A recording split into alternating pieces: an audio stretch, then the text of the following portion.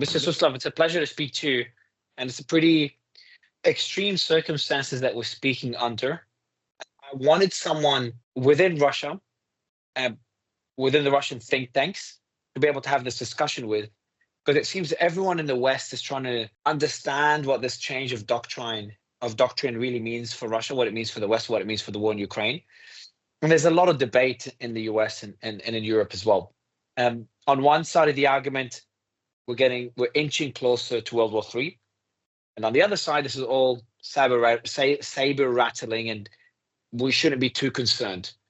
My first question to you, sir, as a member of the Russian International Affairs Council, can you go through for the audience what that change involves? What are the key changes that were made that we should be really focusing on? Okay, I think that there are several mostly important changes in the Russian nuclear doctrine. Change number one, it reduces the nuclear threshold.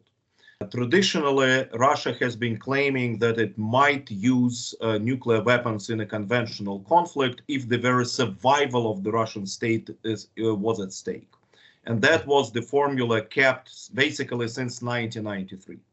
Now this formula was replaced with the following one, that Russia could use nuclear weapons in conventional conflict if there are critical threats to Russian sovereignty and territorial integrity, which is indeed a lowering of the threshold in comparison to the previous formulation. Secondly, Russia increased the number of concrete situations, military situations, in which Russia could use nuclear weapons in comparison with the previous version of the Russian nuclear doctrine, which was 2020. And that previous version stated that Russia could use nuclear weapons, A, if there is a massive launch of ballistic missiles, and B, if there is a conventional invasion which threatens the survival of the Russian state. Today, and the third condition was the use of weapons of mass destruction against Russia.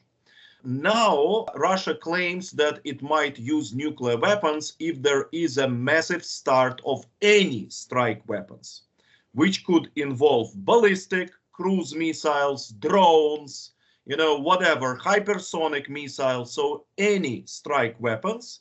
We depict this strike, these strike vehicles across the Russian border, and we consider this situation as sufficient for the use of nuclear weapons.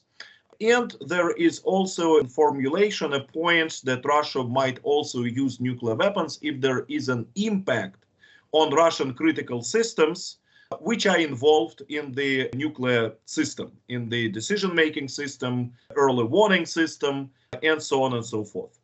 Another critical change is a reflection to the proxy war which we are facing in Ukraine. I mean, proxy war against the West, which we are facing in Ukraine.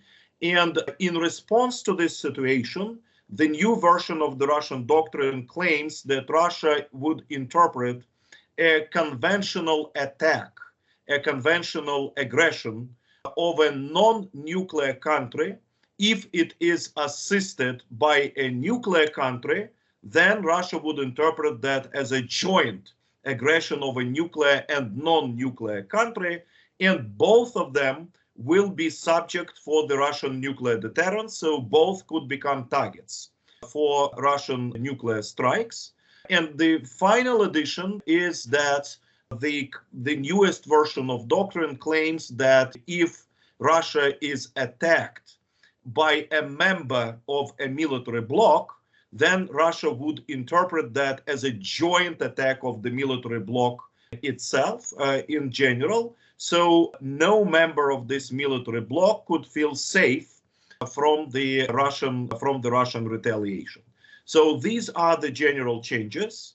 The bottom line is a substantial reduction of the nuclear threshold and increase of the number of situations in which Russia could use nuclear weapons, and as I said, the reflection to the proxy war which Russia deals with. Okay, so you've put in 4 important points. So the first point, I want to understand how it's changed. Just going to dig into it a bit further. It talks about a critical threat to Russian territory. Has that existed in the previous doctrine? No, No, the previous doctrine talked about just the threats to the very survival of Russian state, whereas the current one talks about critical threats to Russian sovereignty and territorial integrity, which is a substantial change, obviously. Yes, I fully agree with that, and I emphasize that this is an important change which reduces the nuclear threshold. So it seems it reduces it on multiple fronts, not on just one front. So you've talked here, it's moved from the survival of the Russian state, which looking at it from the outside, it makes logical sense as enough grounds to use nuclear weapons, to now a critical threat to Russian territory, which is pretty broad and vague. So it could be interpreted by the president, who's the commander-in-chief. He has authority to use the nuclear weapons. And I think something we can discuss a bit later, they've increased his authority over the use of the nuclear weapons as well in this new doctrine. Is that correct? Right. Well, in general, the president is the major decision maker and, well, the only decision maker on the use of nuclear weapons.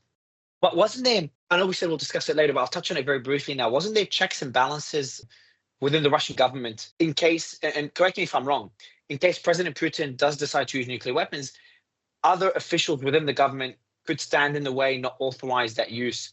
Are those checks and balances available in Russia, or President Putin has full authority without any checks and balances?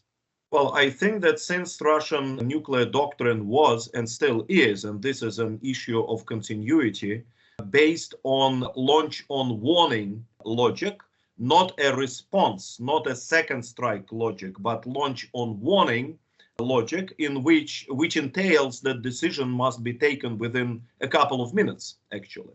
Right? As soon as we detect the launch, we check the launch, we prove that the launch has happened, and then the nuclear button must be pushed before the incoming missiles reach the Russian territory. So within this shortened period of time, of course, the procedure of decision is very tight.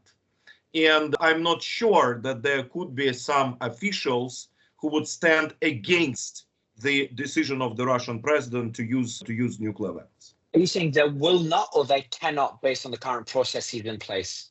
I think they can't. Okay. So going back to the four main changes, all of them are, in my opinion, alarming changes that should be taken seriously.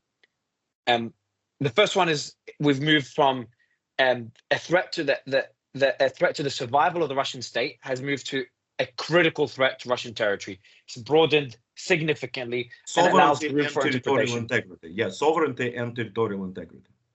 Okay, let me add that in.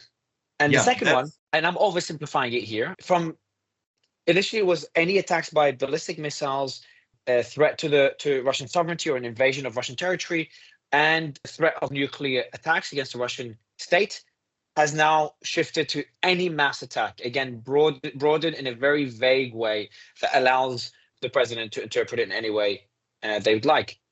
And we're going to go through and analyze them to understand what you think was going through President Putin's head when he's made those changes.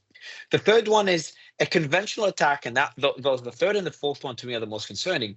A conventional attack by a non-nuclear country, Ukraine, supported by a nuclear country, the United States. And France and UK.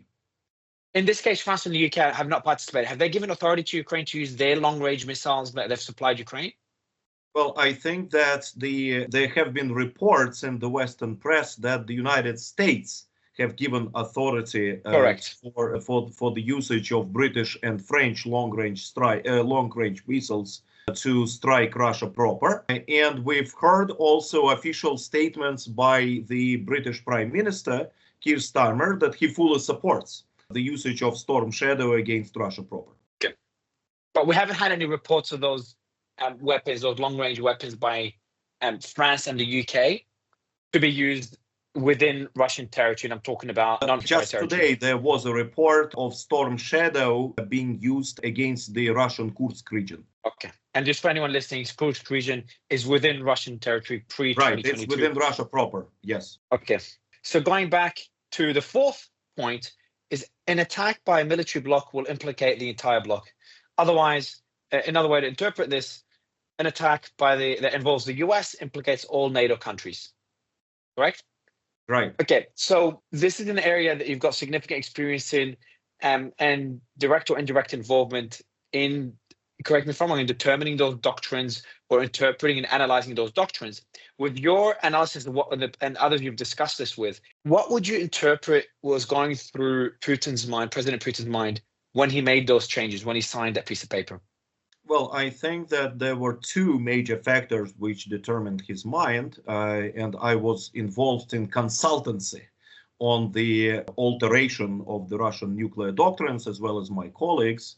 So the fundamental issue was that the previous Russian doctrine, the previous level, I would say, of Russian nuclear deterrence, which was reflected in the previous version of the Russian doctrine, did not address a proxy war at all, and did not deter the West from launching a proxy war against Russia. Moreover, the previous version of the Russian doctrine didn't even deter and prevent the United States, ultimately, and NATO nuclear countries as well, from transcending the conflict from a proxy war into a direct war against Russia.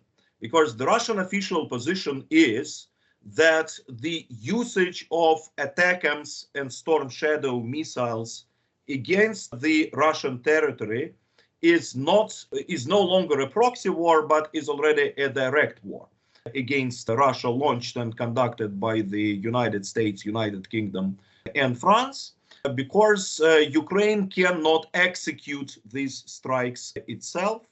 And these strikes are executed by the United States, right? So we have a situation of the United States or United Kingdom launching strikes against Russian internationally recognized territory, which is direct war against Russia. And the pre-existing version of the Russian nuclear doctrine didn't deter that. So it didn't deter either a proxy war or even a direct conventional war against Russia. Thus, the level of nuclear deterrence must be strengthened. Thus, it was necessary to try to convince the Western audience, the Western decision makers, that A, Russia interprets these actions, these long-range strikes into the Russian territory, as direct participation of the Western countries in this war, not just assisting Ukrainian defense, but direct participation in the war against Russia. This is a qualitatively different things. And secondly, Russia needed to convince the Western decision makers and audience that such a direct participation in war against Russia would or could ultimately escalate into a nuclear conflict, right? Because there could be a conventional escalation resulting ultimately into a nuclear conflict, that there could be some situations in which Russia would use nuclear weapons, not against Ukraine, but against the Western countries, including the United States. And that's, of course, a very dangerous situation. That's dangerous terra incognita, I would say, because we have strong doubts about the ability to control nuclear escalation. And thus, such situation must be avoided. That was the thinking. And actually, the majority of experts in the Russian think tanks seemed to believe that after Putin made the initial statements about the pending changes, the ongoing changes in the Russian nuclear doctrine back in September, that the United States would actually take this issue out of the agenda, from the agenda. Well, alas, it did not, and Biden made this decision after the US presidential election. So once more, Russia should remind the West and the United States about the dangers of this, again, direct participation of the war against Russia. Okay, so I've got a lot of questions here. So you're saying that the doctrine, or at least Russia announced that the doctrine is being being amended back in September, and that was meant as an attempt for the West to kind of indirectly tell the West to make sure they draw the line where long-range missiles cannot be used inside Russian territory. Right. Now, if I want to interpret this as looking at this from the outside, I'd say that the West took this as a bluff, and they've decided to authorize the use of long-range missiles into Russian territory. As someone who's advised the cabinet, or you've advised officials on the changes for the doctrine. Obviously, you cannot share classified discussions, but the general theme around it, what is it meant as a show of force, as a political show of force to scare the West and even scare Ukrainians from using these missiles into Russian territory? Or are we genuinely getting closer to a tactical nuclear weapon being used by the Russian army? That's Well, what I everyone's think really asked. both. That's what everyone's trying to understand. Yeah, I think both. Because, yes, of course, Russia, well, wanted to convince the West that by changes in the Russian nuclear doctrine, that a conventional war between Russia and NATO, Russia and the United States, can very easily transcend into a nuclear war. And that Russia will have a resolve and determination to use nuclear weapons against the West if we are in a state of conventional war between Russia and NATO. And now we are precisely in this changing situation when a proxy war can become a big conventional war. Because look, Russia has already stated that the West is now in a direct war against Russia, that it is the West which is directly hitting the Russian objects in Bryansk region, in Kursk region. There could be some other regions. In response to that, Russia will have to inflict material damage to the West. Russia will have to attack certain Western objects, installations, somewhere in the world, right? Not necessarily in the territory of NATO countries, but maybe even in the territory of NATO countries. And we will find ourselves in an escalatory cycle, right? Russia will do something in response to the long-range strikes of the Western countries. Then the West will do something. Then Russia will retaliate to these Western actions. So there will be a cycle of escalation, conventional escalation. And ultimately, this cycle of conventional escalation, when the escalatory steps, conventional strikes that both sides make against each other, will reach a certain point, well, Russia will identify the situation in which it could use nuclear weapons against NATO countries, right? So the point was to warn the West against doing that. And secondly, since we are already in a situation when the West has made at least 2 long-range strikes into the Russia proper, Russia, as I said, will be compelled to respond militarily against the West for doing this. We are obviously getting closer to a nuclear war because we are already finding ourselves in this escalatory cycle. So you're based on what you're saying, according to Russia, and especially under this new doctrine, Russia is currently in conventional war with the United States. Yes. And that implicates NATO as well. Yes, of course. Because as Putin said several times, the Western, American, British, and French officers actually execute these strikes against the territory of Russia proper. And based on this new doctrine, what is the likelihood that Russia will now strike Western targets? We know that the embassy, the US embassy in Kiev, has evacuated. What is the likelihood at the moment? Is that it seems like it's almost a sure thing if long-range missiles continue to strike into Russian territory. I'm talking about internationally recognized territory. Look, it needs to be said, of course, that Russia is not interested in escalation, right? Russia is not interested in pushing to the full-blown conventional war between Russia and NATO, pushing for the World War III. Actually, Russia is interested in a diplomatic settlement of this conflict, of course, on the Russian terms rather than on the terms which are officially stated by the West. We obviously see the interest of the Trump administration to give diplomacy a chance after January 20. And Russia obviously understands that if escalation happens today, it will be very difficult for the Trump administration to hold negotiations. And from the Russian perspective, this is precisely why the Biden administration has taken this decision, to make diplomatic settlement of the conflict less likely. Because, of course, if Russia, let's say, attacks in response to the long-range strikes into the Russian territory, right? Again, if Russia attacks with conventional weapons, I don't know, American vessel in the sea, American satellite in the outer space, American military base in Syria or in Iraq, it will be politically very difficult for the Trump administration to start negotiations with Russia on the settlement of the Ukrainian conflict. So, of course, Russia is not interested in pushing this escalation forward, but at the same time, Russia is interested in some restoration of the deterrence, in convincing the West that Russia is not just bluffing, because you are absolutely right in saying that the Western interpretation was that, well, Russia is bluffing, it's just words, nothing happens, no change of the Western strategy is necessary. So Russia is in a very difficult situation right now, in a very delicate situation right now. On the one hand, we are not interested in pushing for escalation. On the other hand, we have to escalate and take some action, not just words, but action, in order to strengthen deterrence.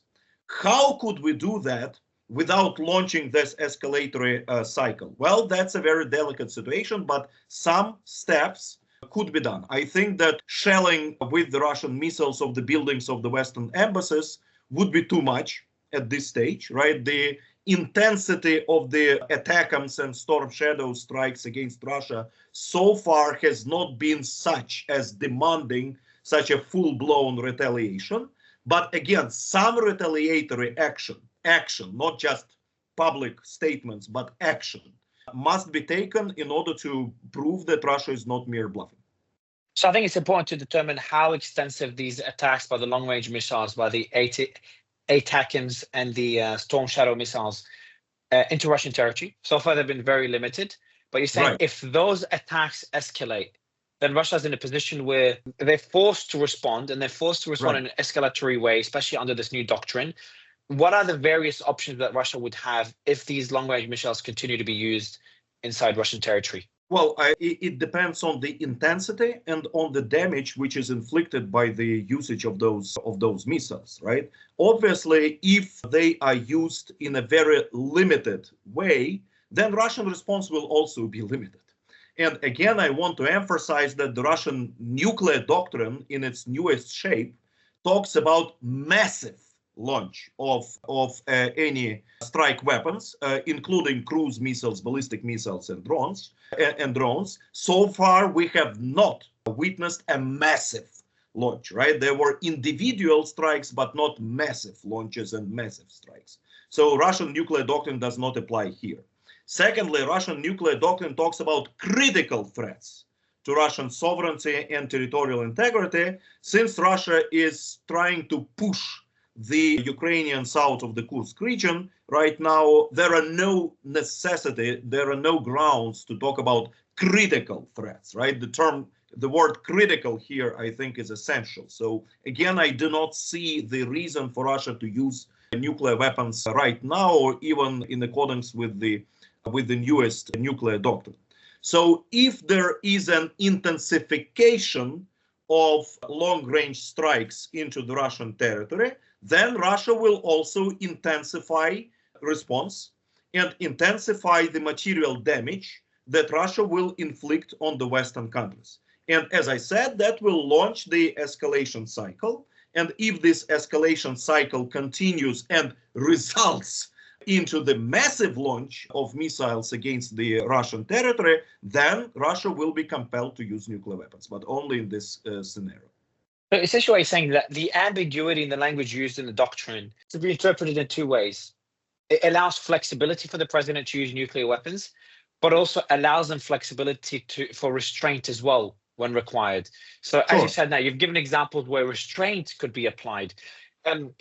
If long-range missiles, if that authority to use long-range missiles was not provided to Ukraine, would the doctrine have, because obviously these discussions have been going on for a few months now, if not longer, but at least since September, when it was announced that the doctrine will be amended. If that authority was not given by the Biden administration, would the doctrine have been changed anyway, and would that language still be in there? Well, most likely, of course, the doctrine would have been changed. As I said, the fundamental reason for the change of the doctrine was not even the issue of long-range missiles. It was the proxy war and the incremental deepening of the Western participation in the proxy war against Russia, because previously we assumed, quite wrongly, as we now see, that nuclear weapons protect us from a proxy war. Well, it doesn't. They don't protect us from proxy war. So the nuclear doctrine would have been changed anyway, but we don't know when it would have been published, and we also don't know what would have been the exact formulations in this doctrine. Vladimir Putin has announced some, but I don't think that, for instance, he mentioned in his statement from September 25, when he announced the discussions going on, I don't think that he has mentioned threats to the Russian, critical threats to the Russian territorial integrity. I think he was talking about just critical threats to the Russian sovereignty. So maybe the wording would have been a little bit milder if the decision of the long-range missiles have not been taken. And I always wish I was the fly in the wall in these discussions. But from your understanding and from your insight, is Putin in a position when he's having a discussion with the cabinet? Is he the person that is looking to de-escalate the situation? Is there people around him that are looking at having stronger language and potentially more escalations?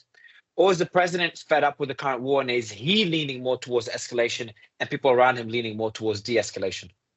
Well, here I have an obvious answer. Putin is one of the major Russian de-escalators.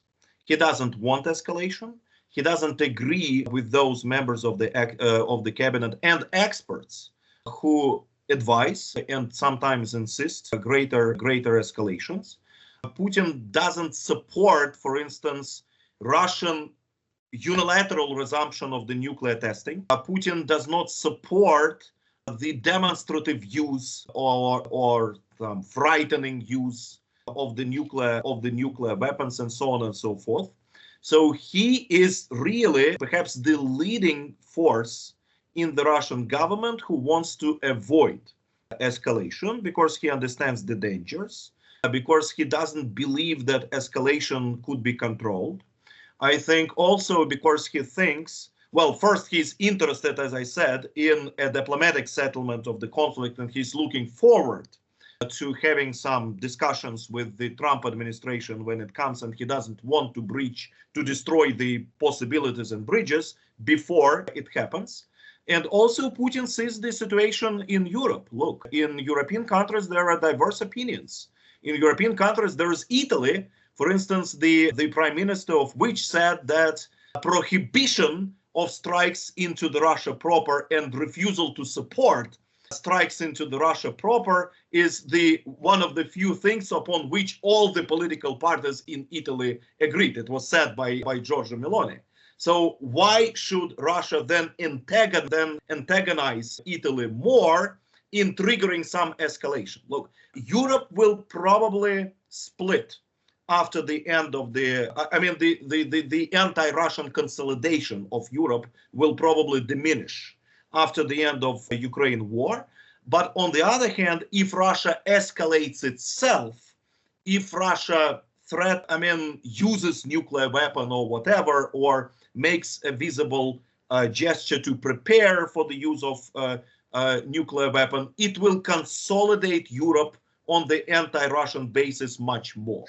I think Putin understands that, and he doesn't want that. That's a very good point. I think there's multiple consequences to any escalation from the Russian side, and one of them is to antagonize those that are calling for an end to the war, and to some extent, they understand the Russian predicament with obviously NATO's support of Ukraine.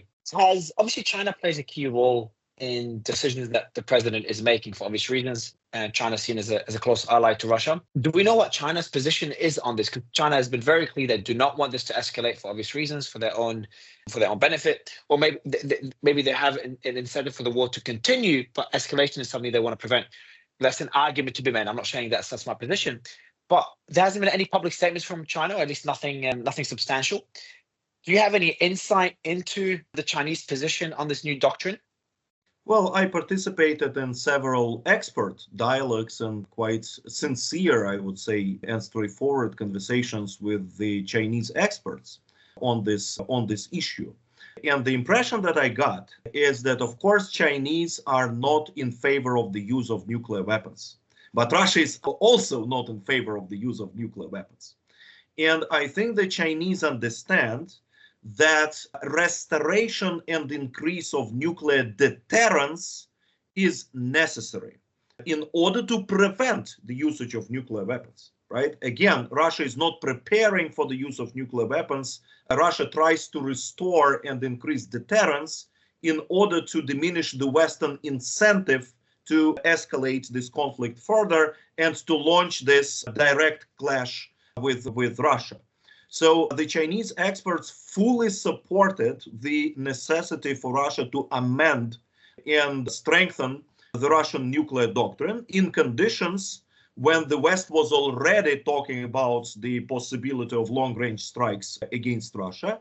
Today, this decision was taken, right? Today, the first ATACMS and Storm Shadows has already reached the Russia proper territory. So in this context, of course, the Chinese fully not just understand, but support the decision on the nuclear doctrine change or amendment that Russia made, because they also understand it as a necessary restoration of deterrence, which is aimed at preventing the use of nuclear weapons rather than going into this. First, it's crazy that we're even having this discussion, Dmitry. If we met over coffee 3 years ago and I said we'll be in this situation, I think both of us would be laughing. Yeah, it seems like we're kind of sleepwalking to where we are today.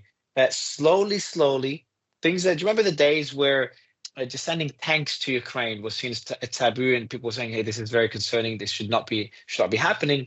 And look where we are today. There's still people that say, Russia's bluffing, don't worry about it. But my answer to them is, it is possible. It could be a bluff, and obviously how much of a bluff is debatable. It's not as binary as people make it out to be. Like, hey, I'm bluffing and I'll always be bluffing. Or, no, this is serious, it's going to happen. It's 100% we're going to use nuclear weapons because the doctrine has been breached in some ways. Based on some interpretations.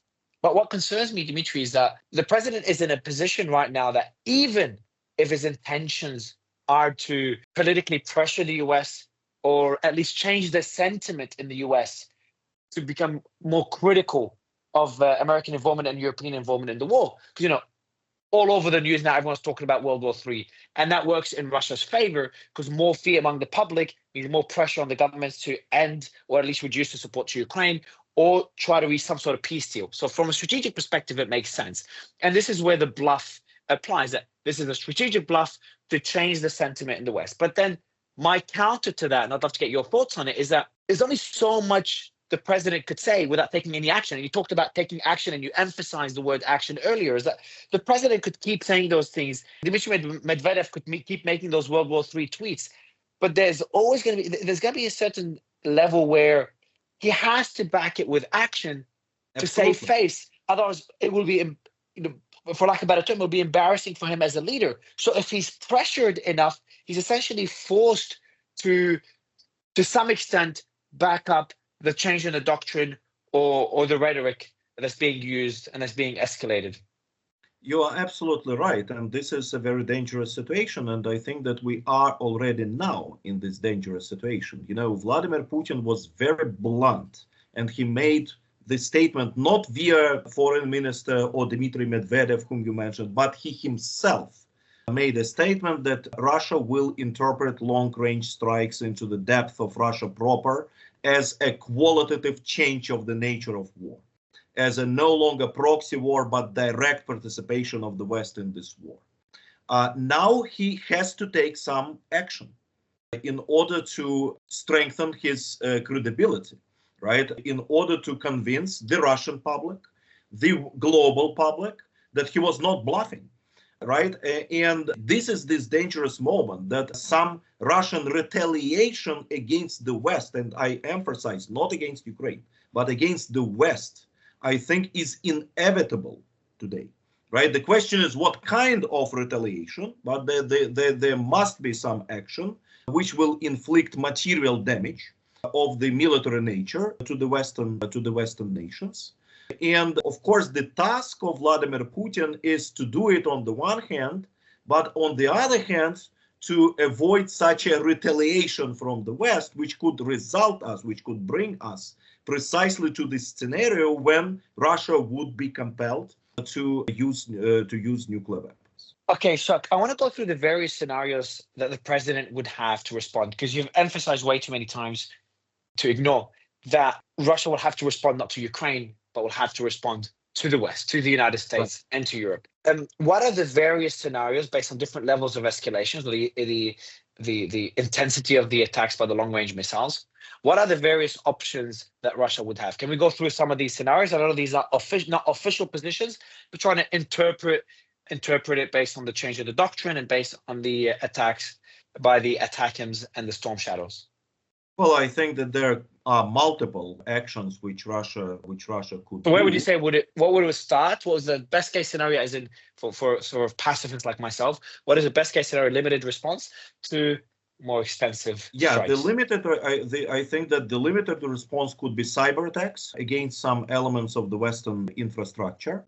Another step would be, I think, that's some sabotage operations in the Western countries or in the seas, like cutting the cables, for instance, which connect. Which there have been a lot of threats on that as well. So that's right, been discussed significantly. Absolutely. Putin, I think, himself hinted that Russia could supply more sophisticated weapons to some actors which are already in war with the West, like pro-Iranian proxies, someone who are already fighting against the American military bases. So various proxies in Iraq and Syria. Yep. Right. And I'm talking about Iraq and Syria in particular. So Russia could provide some more heavy weapons, some more effective weapons to those actors. Satellites. Of course, the low orbit satellites could be attacked, not the satellites at the high orbit, because the high satellites are involved in the early warning nuclear systems, and it's of course very dangerous to attack those. Fundamentally, other step of going up, and we are actually going up the ladders of escalation, would be demonstrative nuclear explosion done at the Russian territory, of course, without any casualties, but just to demonstrate Russian resolve of not just, talking about nuclear weapons, but actually testing a nuclear weapon. A provision of nuclear warheads directly to the armed forces, because, moving them from the central storages to the armed forces in order for the adversaries to monitor it, to witness it. Then would be, of course, Russian conventional military strikes from the Russian territory against the territories of the Western countries. Some military objects, military targets, like military bases or logistical hubs, the territories of the NATO countries. I would prefer to stop there, because we are already entering a full-blown conventional war between Russia and NATO. And again, coming back to the nuclear doctrine, the message of the nuclear doctrine is that as soon as we get to this level of a full-blown conventional war between Russia and NATO, nuclear option would emerge, and nuclear option would become very likely. Right. So how close are we to a tactical nuclear strike on Ukrainian territory? And can you compare to where we were in late 2022, when reportedly Russia was close to using tactical nuclear weapons to slow or stop the Ukrainian advances? Well, I think that we're very far from that. To tell the truth, I would strongly doubt that Russia really contemplated a usage of tactical nuclear weapon against Ukrainian troops. At that time, I think there were more speculations about that in the West than the reality, because to tell the truth, Russia considers nuclear weapon as an ultimate weapon against the West, not as a weapon against smaller countries, so to say, right? But against the West in a doomsday scenario. So my personal conviction is that even if Russia suffered greater defeat in Ukraine, Russia would have continued to fight, right? Russia would have retreated but continued to fight with conventional force. But of course, this scenario of usage of tactical nuclear weapon in Ukraine could have been possible, but it could be possible in situation of just complete defeat of the Russian armed forces, when Russia would not have been able to organize, a organized defense, so to say, just complete destruction of the Russian forces. In this case, yeah, probably Russia would have used tactical nuclear weapon, but it's hard for me to imagine that even in the difficult situation that we had in late 2022, Russia could reach such a level of devastation, to justify the use of tactical nuclear weapon against Ukraine. How big of an impact do you think this decision, this change in the doctrine, and the use of the long-range missiles has had on any possible peace discussions between President Putin and President Trump, or President-elect Trump? And these discussions have already started behind the scenes. Right. Well, first, I think that Russia doesn't want to jeopardize the opportunity of those discussions, right? And thus, Russia doesn't want to escalate. I think that Biden deliberately provokes Russia in this escalation in order to disrupt possible negotiations with the. Do you think so? Do you think? Sorry, Dmitry, to interrupt you, but do you think so? Or do you think that was a necessary response by President Biden to the deployment of North Korean troops in the war?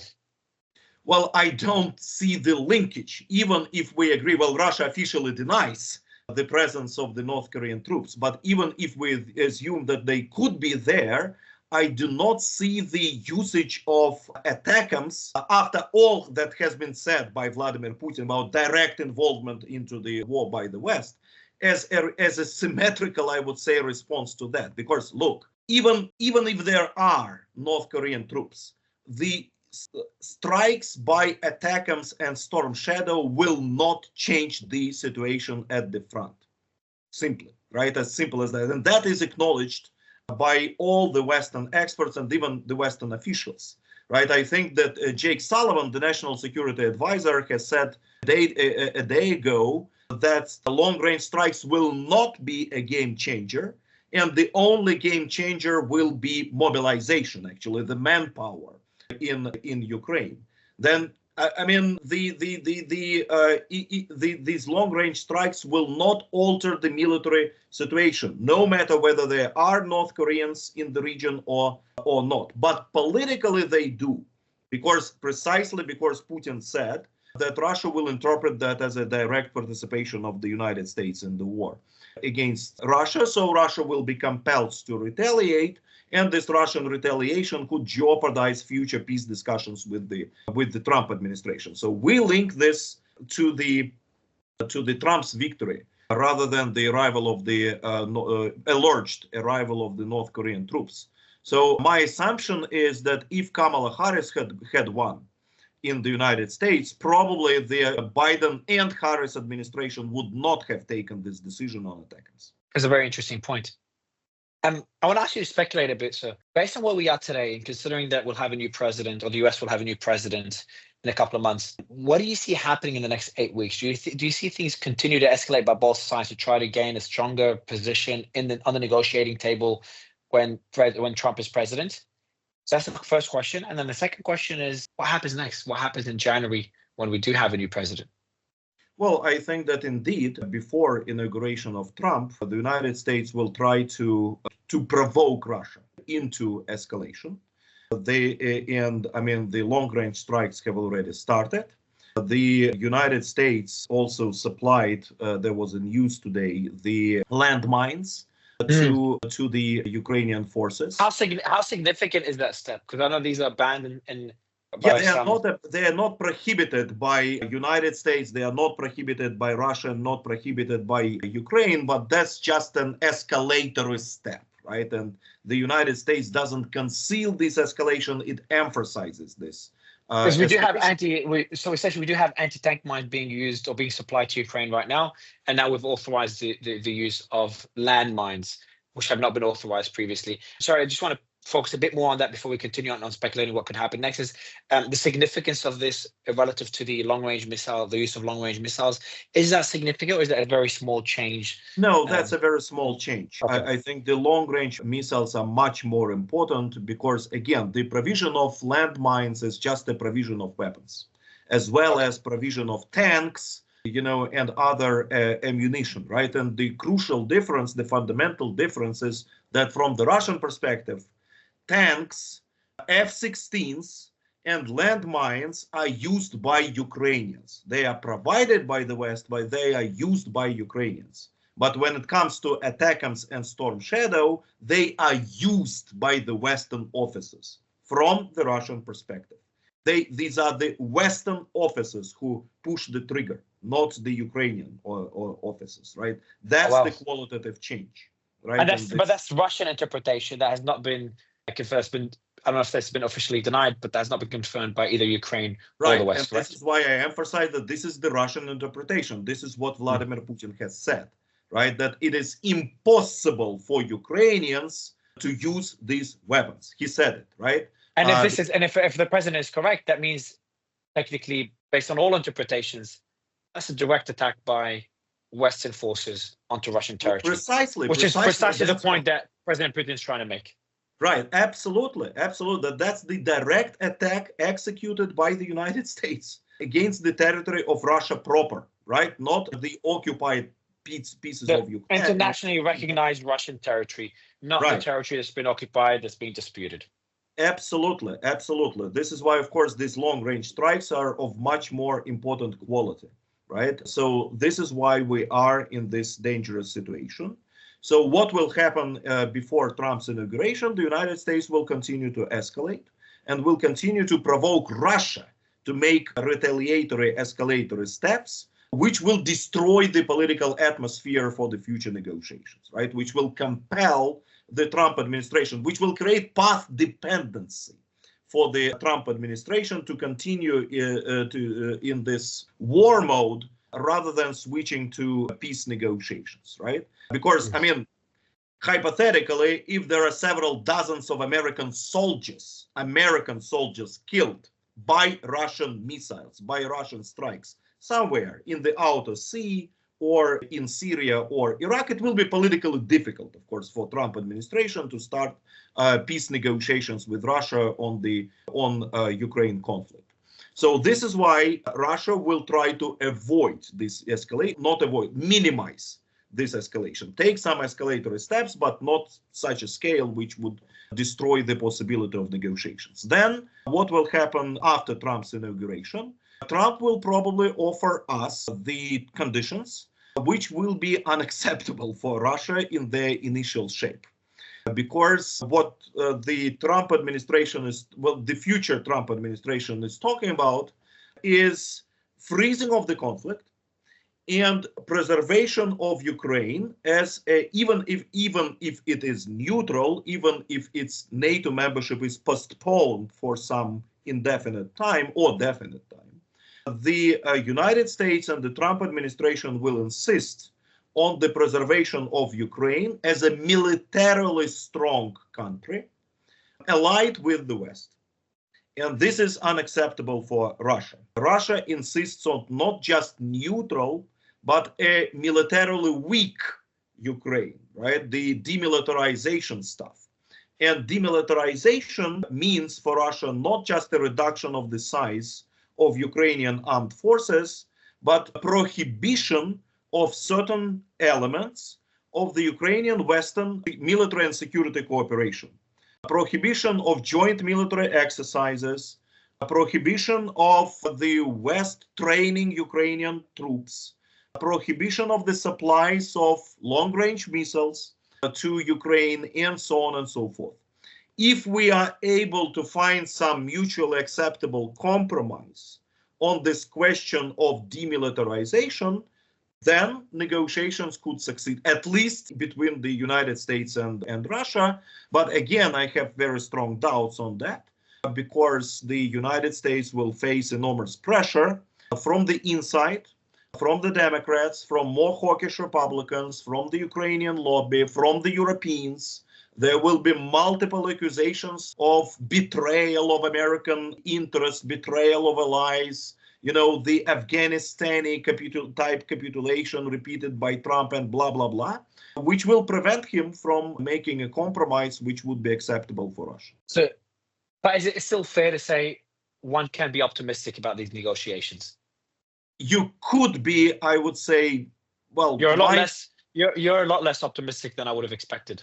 Less optimistic? Well, I think that, again, I do not exclude a possibility of a compromise, but my prediction is 30% for a successful end of negotiations and 70% for a failure of negotiations and continuation of war. So what happens? Then actually we will again find ourselves in a very risky situation, because the Trump administration will have to, well, either blackmail Russia to compel Russia to accept, militarily strong Ukraine allied with the West, as I said, or the Trump administration will be compelled to somehow retaliate for the ultimate collapse of negotiations. Well, Trump seems to be very optimistic he'll be able to end it soon. So I hope that these early discussions have a glimmer of hope, and we'll see the rhetoric from his camp. So obviously, if the rhetoric continues to be the war will end soon, that means that things are going well in these private discussions. If the rhetoric changes to something a bit more limited, maybe even change of stance by President-elect Trump, that could be a signal that maybe those discussions are reaching deadlocks already. But we'll have to see. My last question to you, sir, is what is it like in Russia?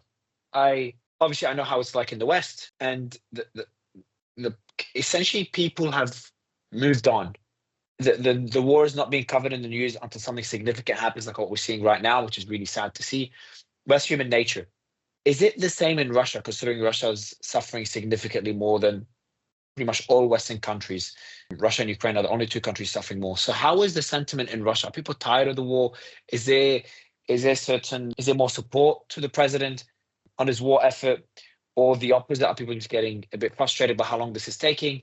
And it's starting to see, because that's an important thing to pay attention to, because it tells us what, because President Putin will have to take a lot of domestic issues into consideration when having those negotiations or making those decisions, like the change in the doctrine. Well, I think that the life in Russia is very dynamic. I don't think that the people are tired. Of course, people would prefer the war to end, however, on acceptable terms, right? Not on any terms. And the freezing of the conflict is not supported by the majority, at least, of the population. The freezing on the terms that I explained before. The Russian resilience is very strong, right? Russia happens to withhold sanctions, economic war with the West. Russian economy is growing very fast. As you know, the level of unemployment is extremely low. The wages are very much expanding these days in the country. So there is a very significant growth of the people welfare and of consumption due to this reason. I think some economists have described this model as military Keynesianism, right? The rapid development of the military-industrial complex has a multiplication effects and drives the whole of economy forward, and there is a competition between the military sectors and civilian sectors for wages, right? And the civilian sector that'll be expected in a war economy, though. Right. Yes. So, but even when the war ends, obviously Russia will continue to. Well, we're going to face a very long confrontation with the West. So the military production will not end as soon as there is a ceasefire. Of course, there are some problems related to that too. High inflation, and the Russian central bank is struggling against this inflation. But in general, I think that the Russian resilience is quite strong, right? As I said, consumption is growing and is very steady. There is no mobilization in Russia, and in this case, Russia is very advantageous to Ukraine, which has forceful mobilization, whereas Russia still is bringing volunteer contract troops. We don't know how long this situation could be sustained, But so far, we do not see any reasons for, a collapse of this situation, let's say, within the observable future. Mr. Suslov, last question I have for you is a message for President-elect Trump, his cabinet, and the American and European public. Well, my message would be, first, take Russian nuclear doctrine and Russian concerns and statements about escalation seriously.